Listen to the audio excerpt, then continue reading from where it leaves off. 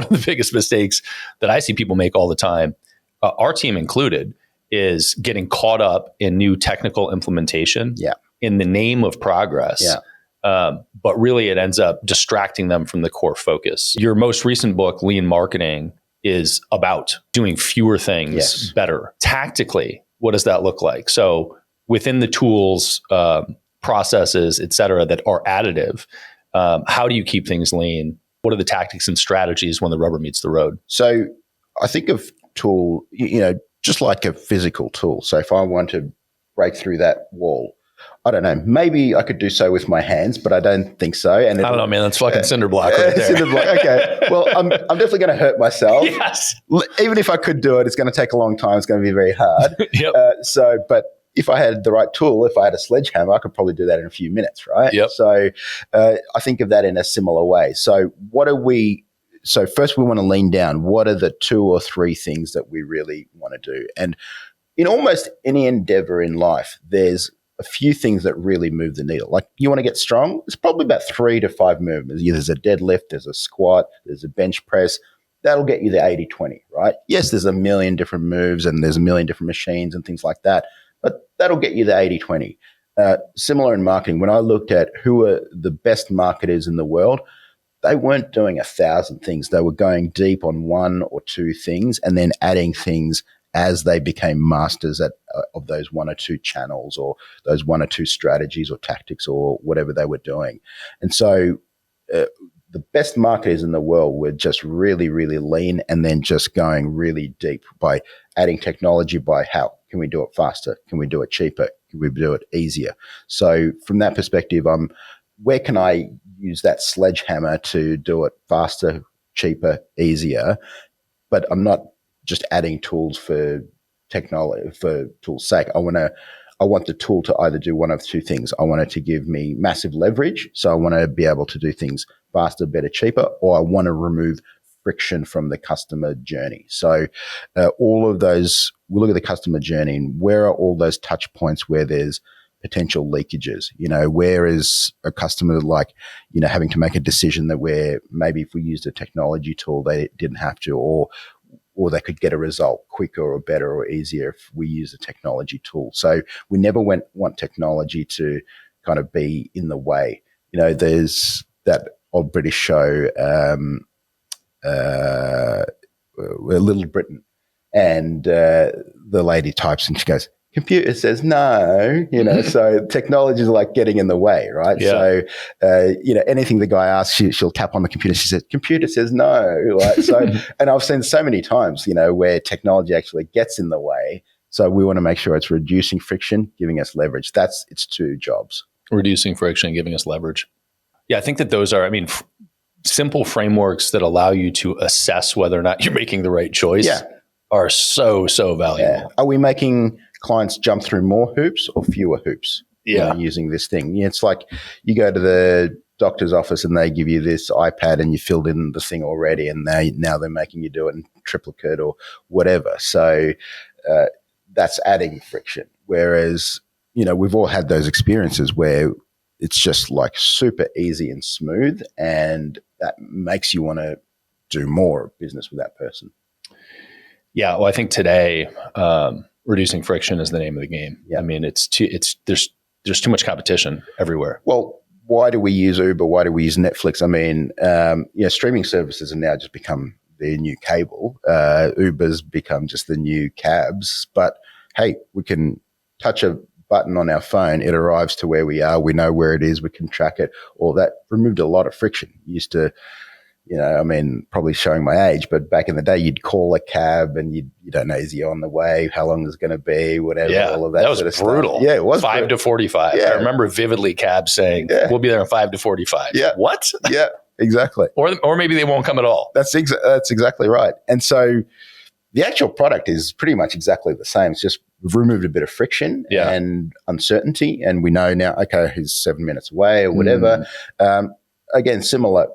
Used to pay for different channels of cable, whatever. Now we're just paying for different streaming services. But, now it seems ridiculous that we would wait for a certain day and time to watch our favorite show or whatever. It's like, no, we're just going to binge watch the whole thing whenever we want, right? So, and so it's just removed that friction. Yeah, well, they're still figuring that part out, right? Because now you see some of the platforms still are sticking to that. Like Apple does weekly releases for shows, and Netflix largely does the binge protocol. But I think that the lesson there is super interesting, which is, and you're using it, your platform is that marketing has existed forever. Yeah. The fundamentals exist still. Yeah. Keep implementing the fundamentals. And interestingly, the analogy that was just brought up is that businesses and business models are the same way. Yeah. So, you move from taxi to Uber or cable to streaming, and the fundamentals are still the same. Yeah. The elements that have changed largely are friction. Yeah, exactly right. If convenience is the ultimate force, convenient, I love supporting small businesses, but I order from Amazon a lot because I just click it, arrives same day or maybe next day at worst. So convenience makes you do things that you, even against your own will to some extent. Against your own principles. Yeah, totally.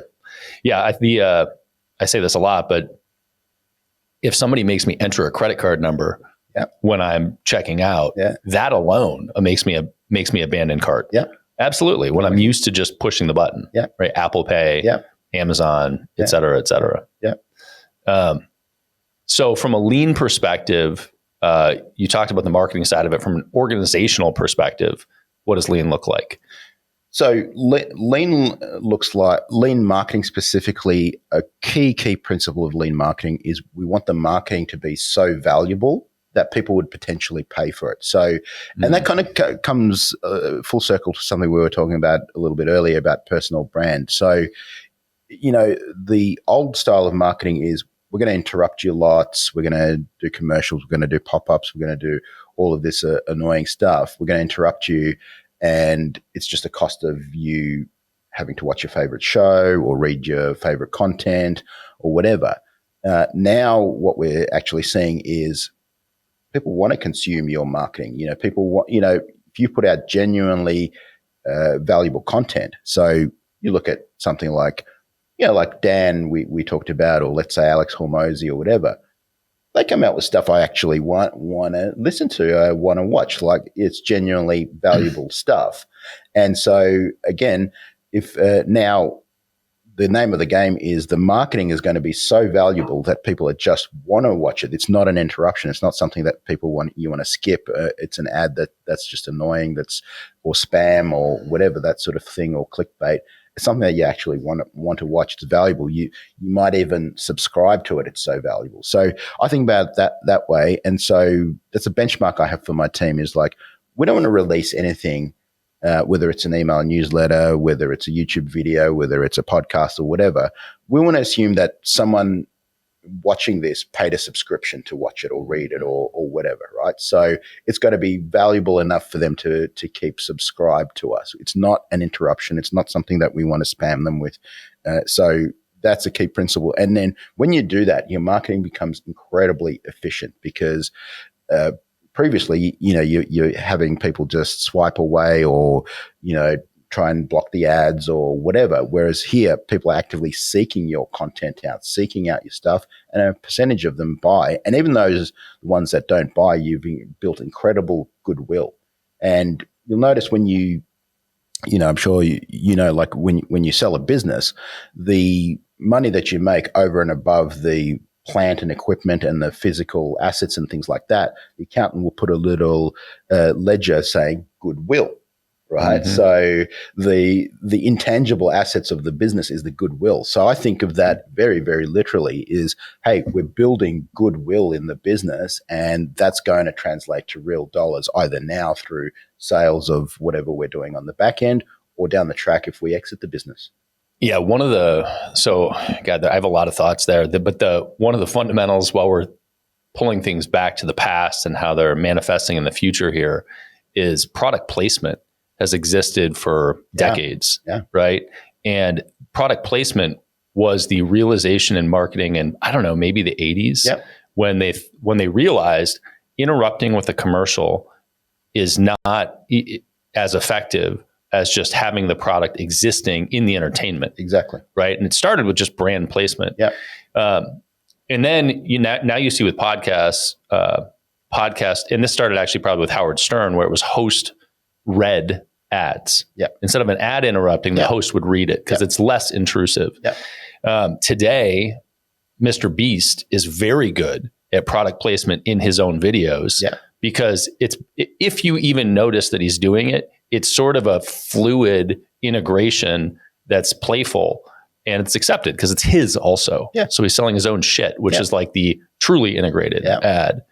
I love that. I guess the question for me with that is, with content creation in general now, and this is true of I think all marketing, there's a question of frequency over quality. Mm-hmm. And obviously, best case scenario, everything is super high quality. Yeah. And you get tons of frequency. But I see lots of people trying to win with the frequency game. Yeah. Meaning, let's just get 100 pieces of content out. Yeah. And some percentage of them are going to hit. Yeah. How do you think about that versus just putting out 100% quality and putting out a lot less out?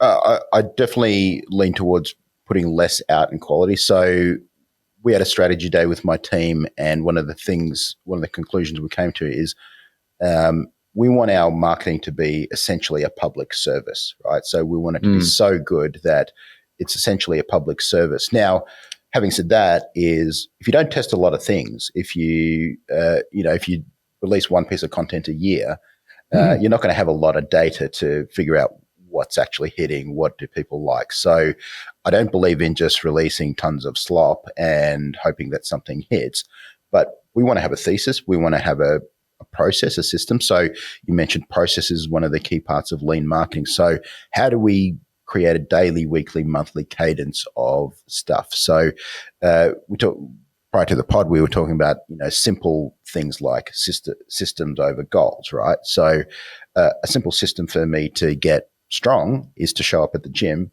3 to 6 days a week and just do my lifts, right? And if I have that in my calendar and I just show up, it would be unreasonable, assuming I'm actually doing the stuff, for me not to get stronger in a year, in 2 years, or whatever. So in a similar way, I just want to show up and do simple marketing stuff daily, weekly, monthly. And so let's start with one thing. So like being really lean. So let's say we decided it was a good idea in your business to send an email newsletter twice a week. Okay, let's just systemize that one thing and let's just get that process going. So we need to figure out 3 things: who's going to do it, when are they going to do it, and how they're going to do it. So if we put that system in place, great. Now we're regularly sending email newsletters. We can test subject lines. We can do shorter ones work better, do longer ones work better, do ones with a link work better, or with a video or whatever.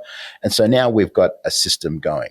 And then we can start stacking. Then we say, all right, great. We've got this one process going in our marketing system. Let's add another. So let's, maybe we want to release a YouTube video, a really high quality one, once a month or once a week or whatever. So again, we add that as a process. So that's the way I think about lean marketing: is how do we create one process, make it systemized so it's not dependent on some genius or dependent on the founder, having inspiration or whatever. It's just a systemized approach. It's a daily, weekly, monthly thing that we just do.